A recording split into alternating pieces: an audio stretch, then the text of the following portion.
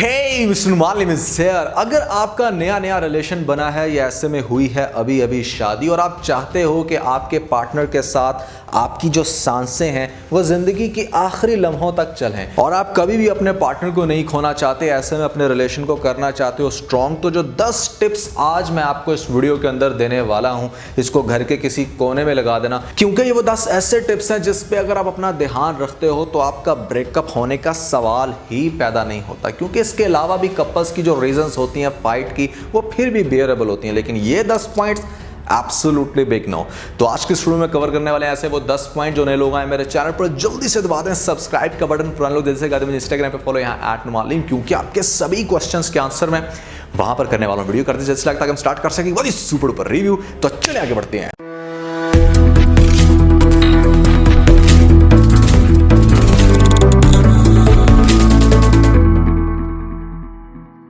Number 10 से हम start करेंगे और जैसे जैसे हम 1 की तरफ जाएंगे वैसे वैसे ये उतने स्ट्रॉन्ग पॉइंट्स हैं जिसका आपको बहुत ही ज्यादा ख्याल रखना है। नंबर 10 पे हमारे पास आता है नॉट कम्युनिकेटिंग। जितना मर्जी आप चुप करके बैठ जाओ, जितना मर्जी आप अपने पार्टनर की बातों को इग्नोर करो, अगर आप नहीं बोलोगे तो आपका दिमाग तो बोल रहा है ना, आपका दिमाग हर वक्त आपको नेगेटिविटी सुना रहा है जो भी आपके माइंड में चल रही है, और आप अपने पार्टनर के साथ डिस्कस नहीं कर रहे।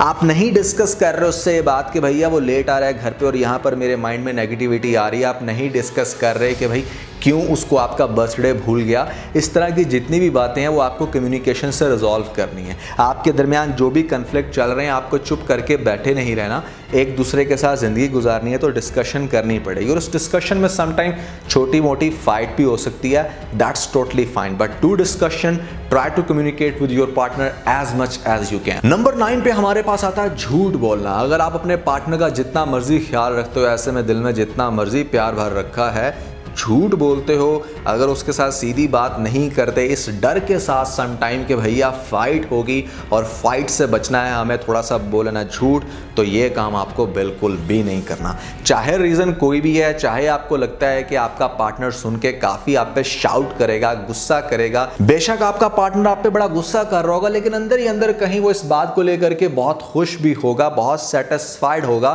कि एटलीस्ट इसने मुझसे झूठ नहीं बोला, इसने जो भी बात थी क्लियर की। और इवेंचुअली ऐसे केसेस में अगर आप सच बोलते हो, झूठ नहीं बोलते, तो कुछ ही देर के बाद आप देखोगे कि आपका पार्टनर आपसे खुद ही एक्सक्यूज कर लेगा अपने बैड बिहेवियर की वजह से। नंबर 8 पे हमारे पास रीजन आती है गिविंग अप। समटाइम क्या होता है कि हमारा पार्टनर हमसे कुछ ऐसा काम करने की रिक्वेस्ट कर रहा होता है जो हम बिल्कुल भी नहीं करना चाह रहे होते, या उसके साथ उस काम को लेकर के चलना नहीं चाह रहे होते, और हम फौरन से कहते हैं no no no I can't do that, मैं तो ये कर ही नहीं सकती या मैं तो ये कर ही नहीं सकता। ऐसे में आपका जो पार्टनर होता है वो बहुत ही ज़्यादा बुरा मना जाता है। फॉर एग्जाम्पल कि अगर आपका पार्टनर आपको कह रहा है कि भैया मेरे फादर आ रहे हैं, आज तुम्हें उनके लिए दिन में 6 दफ़ा चाय बनानी और ऐसे में उनकी पुरानी स्टोरीज को भी बैठ के सुनना है, just giving you a lame example just to clarify कि ऐसे में आपका पार्टनर कहता है कि नो नो नो नो मैं ये काम नहीं कर सकता, रादर देन के मेरे ख्याल से एब्सोल्युटली नो करने के बजाय आपको कह देना चाहिए कि okay I will try, I will see if I can manage. बेशक आप फिर वो काम ना करो, बट अपने पार्टनर के सामने बिल्कुल भी हैंड्स अप नहीं करने चाहिए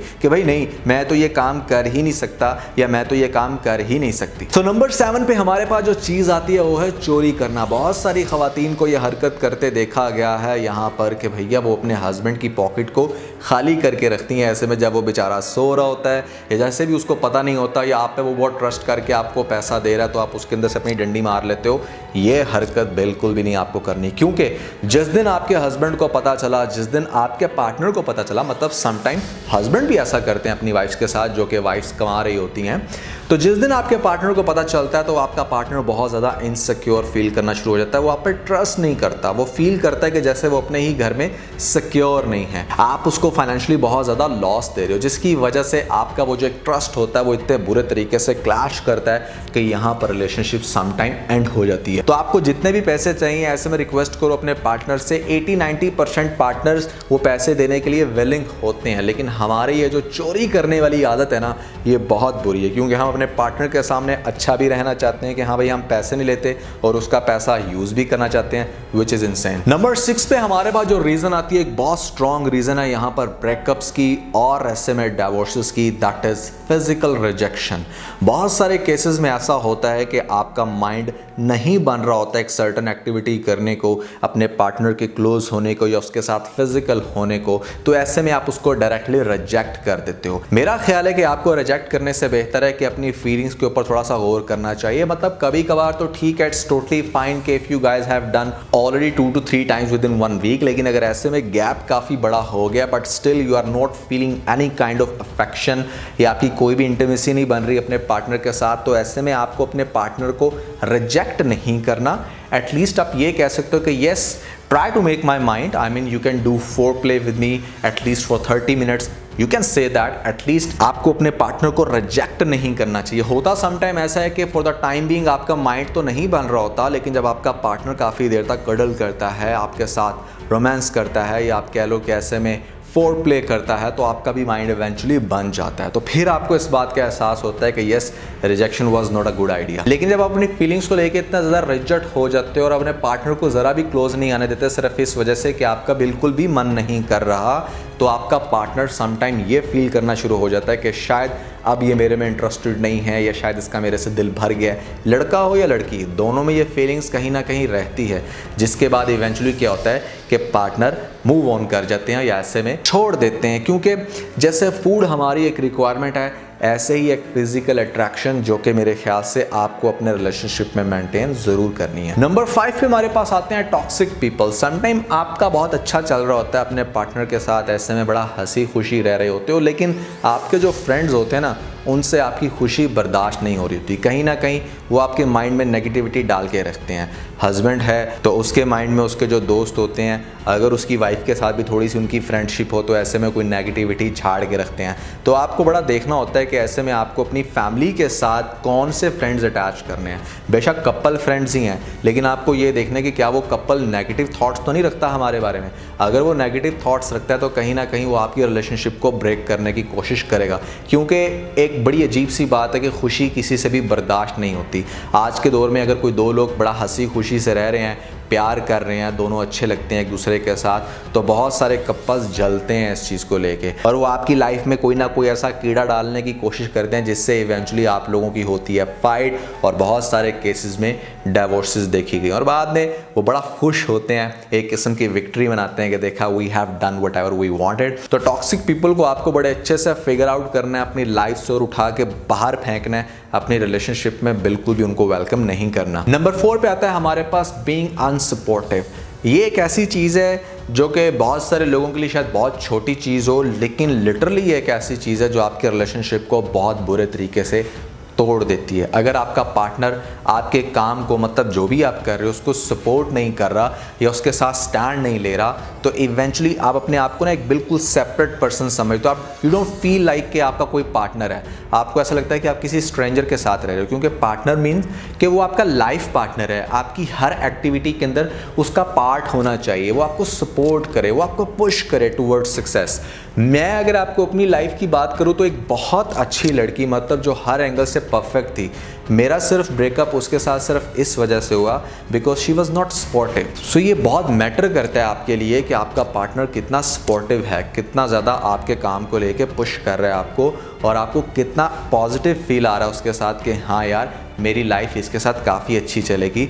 बहुत मोटिवेट करता है या मोटिवेट करती है। नंबर 3 पे आता है हमारे पास मिसडायरेक्टेड एंगर। बहुत दफ़ा केसेस में ऐसा देखा गया है कि कहीं का गुस्सा आप हमेशा अपने पार्टनर के ऊपर उतार रहे होते हैं, क्योंकि पार्टनर एक बड़ा सॉफ्ट टारगेट होता है। हर वक्त जो आपके सामने है तो आपका सारा गुस्सा बेचारी पे या बेचारे पे निकल आता है। बहुत दफ़ा केसेस में ऐसा देखा गया है कि हस्बैंड्स अपने ऑफिस का गुस्सा इंटेंशनली अपनी वाइफ्स के ऊपर निकाल रहे होते हैं और उनकी वाइफ्स बेचारी बड़े आराम से बेयर कर रही होती है। उन्हें पता होता है कि यार ये तो डेली की रूटीन है, लेकिन एक टाइम आता है ना कि जहाँ पर आपकी वो जो बर्दाश्त करने की जो हिम्मत होती है वो ख़त्म हो जाती है और उसके बाद वो हिम्मत ऐसा जवाब देती है कि फिर आप बस सिर्फ और सिर्फ सेपरेशन चाह रहे होते हो। उसके अलावा आपके माइंड में कोई दूसरी तीसरी बात नहीं आ रही होती।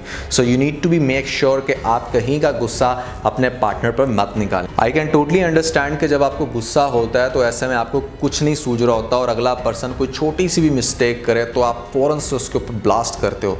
मेरे ख्याल से आपको अपने पार्टनर को अच्छे से हक करके उसे सिर्फ इतना कह दो ना आप कि आज मेरा दिन बहुत ही ज़्यादा बुरा गुजरा है, तो वो खुद ही समझ जाता है या समझ जाती है कि भाई अब मुझे इसके साथ अगले 2-3 घंटे एटलीस्ट कैसे चलना है। नंबर 2 पे एक ऐसी रीज़न आती है जो कि मेरे ख्याल से डिवोर्स की मेन कॉज है आज के दौर में।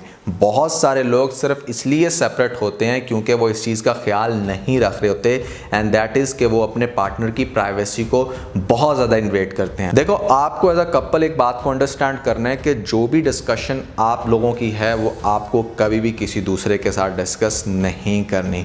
आपके बेड की बात आपके टीवी लॉन्च से आगे नहीं निकलनी चाहिए। अगर आपके हस्बैंड ने आपको डांटा है तो आपको अपनी मामा को भी नहीं बताना कि क्यों डांटा है या किस वजह से डांटा था या क्या रीज़न बनी, किस वजह से आप लोगों की फाइट्स चल रही हैं आजकल। अवॉइड करें। इसी तरह बहुत सारे हस्बैंड ये मिस्टेक कर रहे होते हैं आजकल के दौर में कि मतलब अगर वाइफ क्लोज नहीं आ रही तो वो स्टूपिड लोग अपने दोस्तों के साथ, मतलब अपने मेल फ्रेंड्स के साथ ये चीज़ें डिस्कस करना शुरू हो जाते हैं कि भाई मेरी वाइफ तो बिल्कुल भी श्रृंगार नहीं करती, वो तो बिल्कुल भी मेरे करीब नहीं आती। That is height of stupidity. आपको ऐसा बिल्कुल भी नहीं करना, क्योंकि जब कभी भी आपकी वाइफ का आपके उस दोस्त के साथ सामना होगा तो यहाँ पर फिर एक अजीब ही चमत्कार हो सकता है जो कि आपसे बिल्कुल भी बेयर नहीं होगा। तो अपनी प्राइवेसी को आपने इस तरह से मेंटेन रखना है कि वाइफ अपने हस्बैंड की और हस्बैंड अपनी वाइफ की किसी दूसरे शख्स के साथ कभी भी कोई बात मत करें। आप लोगों की आपस की बात है, आपस में सॉर्ट आउट करो, आपस में डिस्कशन करो, दूसरे को बीच में लाने की जरूरत ही नहीं है। नंबर 1 पे एक ऐसी रीजन आती है कि मतलब अगर आपका अभी 1 घंटा पहले रिलेशन बना है और आप चाहते हो कि कल आपका ब्रेकअप हो जाए, तो भैया इस प्रैक्टिस को फौरन से कर लो, क्योंकि रिसर्च ये बताती है कि 99.9% कपल जो है वो इमीडिएटली फ़ौरन से ब्रेकअप कर लेते हैं, फ़ौरन से डिवोर्स की तरफ आ जाते हैं जब वो अपने पार्टनर को ये करते देखते हैं, एंड दैट इज़ चीटिंग। अच्छा, हमारे यहाँ ना ख़ासतौर पे एशिया में लड़कियों का या लड़कों का एक बड़ा अजीब माइंडसेट बना हुआ है कि मतलब चीटिंग तो एक बड़ी मॉडर्न एरा के अंदर आम सी बात है, and that's totally fine.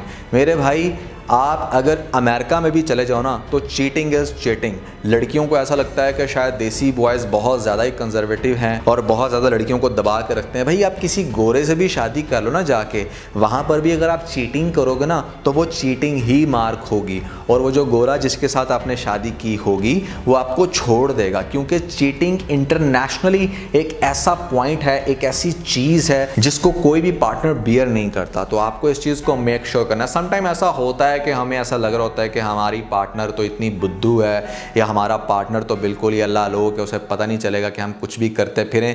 For the time being ऐसा हो सकता है कि वो बियर कर ले, लेकिन एक ऐसी चीज़ है जो आपके माइंड को कंटिन्यूसली हिट करती जाती है। आप अभी नहीं तो साल बाद नहीं तो 2 साल बाद इवेंचुअली अपने पार्टनर को छोड़ ही देते हो, क्योंकि जो चीटिंग करता है ना वो ऐसे तो करता नहीं है कि हाँ ठीक है एक दफ़ा कर ली और उसके बाद सेटिस्फाइड होकर बैठ गया। वो फिर कंटिन्यूसली वो प्रैक्टिस करता रहता है या करती रहती है, जिसकी वजह से इवेंचुअली आपका रिलेशन कभी भी लॉन्ग लास्टिंग नहीं हो सकता। सो इस चीज़ को आपको मेक श्योर करना है कि अपनी लाइफ के अंदर इस तरह की कोई भी 10 एक्टिविटीज़ नहीं करनी जो मैंने आपको बताई हैं आज के इस वीडियो के अंदर। अगर आप चाहते हो कि आपका जो रिलेशनशिप है वो मरते दम तक चले, आपके पार्टनर के साथ कभी भी आपका ब्रेकअप या डाइवोर्स ना हो, तो आपको इस प्रैक्टिस को जरूर फॉलो करना है। तो आज के बस इतना ही। अगर आपको इस वीडियो के अंदर कोई एक पॉइंट पे चला तो आप इस वीडियो को लाइक जरूर कीजिएगा और अपने दोस्तों के साथ ज़्यादा वीडियो को शेयर करने की कोशिश करें, स्पेशली उन दोस्तों के साथ जो पाकिस्तानी ड्रामास के बहुत बड़े फैन है। तो सब्सक्राइब बटन के ऊपर जरूर क्लिक कीजिएगा और कॉमेंट सेक्शन में मुझे अपना फीडबैक देना मत भूलिएगा। और ये सारे काम करने के बाद आप बेल जरूर प्रेस कर लीजिएगा ताकि लेटेस्ट अपडेट आपको सबसे पहले मिल सकें। इसके साथ ही ना बहुत सारा ख्याल रखें। Stay motivated and God bless you.